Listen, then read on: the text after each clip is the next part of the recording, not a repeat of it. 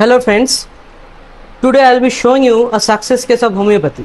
Patient অনেক দিন ধরে ভুগছিলেন, তার মাল্টিপল কিছু প্রবলেম ছিল, সেগুলো আমি এখন রিভিল করছি না, তবে কিছু কুইক ব্রিফ আমি করব। সবচেয়ে বড় যেটা সমস্যা ছিল, তোমার একটা শ্বাসকষ্টের সমস্যা ছিল, তাই তো? হ্যাঁ, আর আমি অনেক দিন ধরে একটা প্রবলেমে ভুগছিলাম, কিন্তু আমি অনেক কিছু ট্রিটমেন্ট করিয়েছিলাম, আমার ঠিক হয়নি। তো শেষমেশ আমি এই স্যারের কাছে এসে আমি দেখিয়ে অনেকটাই আমি বেশ অল্প দিনেই সুস্থ হয়ে গেছি। এখন আমি অনেকটাই বেটার ফিল করি, আগের থেকে অনেকটা মানে অনেকটাই। আমি এখন খুবই ভালো আছি, সুস্থ আছি। Thank you. তো আপনারা নিজেই দেখে নিলেন পেশেন্ট কতটা ভালো রয়েছে। পেশেন্টের চোখ মুখের যে হাসি, সেটা দেখেই বোঝা যায় পেশেন্ট কতটা সুস্থ হয়েছে। তো পেশেন্টের যেটা ছিল সেটা হচ্ছে জিএডি ছিল, জেনারেলাইজড অ্যাংজাইটি ডিসঅর্ডার। তার সাথে কিডনি স্টোন ছিল, আরও কিছু মাল্টিপল সমস্যা ছিল, পিসিওডি এটসেট্রা। প্রথমবারের ওষুধ খেয়েই সে 15 দিনের মাথায় অনেকটা সুস্থ ফিল করে। এখন সে মোটামুটি 100 ভাগের মধ্যে কত ভাগ সুস্থ এখন তুমি? অনেকটাই, প্রায় 95 ভাগ তো আমি সুস্থই। তাহলে শুনলেন পেশেন্ট 95% সুস্থ হয়ে গেছে। সো রোগ তো অনেক, কিন্তু ওষুধ একটাই। আমি আজকে বলবো কিছু লক্ষণের ভিত্তিতে আমি ফার্স্ট প্রেসক্রিপশন করেছিলাম স্ট্রামোনিয়াম, ফলোড বাই প্লাসিবো। তারপর আরও কিছু সিমটম আমি গ্যাদার করি। তার মধ্যে পেশেন্ট ডিম খেতে পছন্দ করতো, ice cream, pungent food,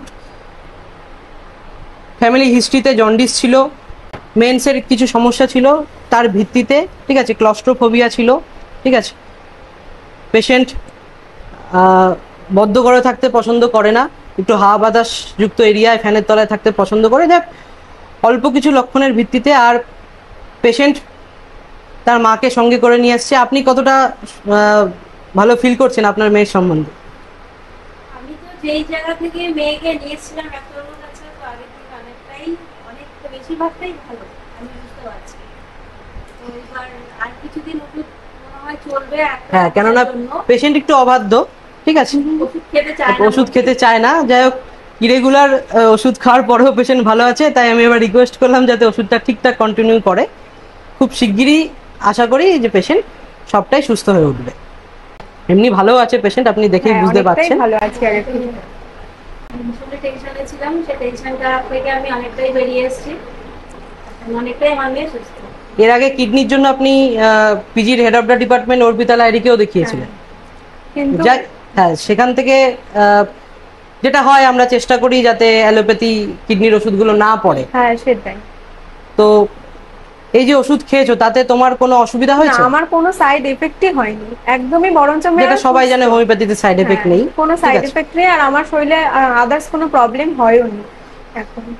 one peculiar symptom যেটা পেশেন্টের ছিল, পেশেন্ট মাঝে মধ্যেই তার মাকে জিজ্ঞেস করতো যে আমায় ভালোবাসো কিনা, একটু জড়িয়ে ধরতো, ঠিক আছে।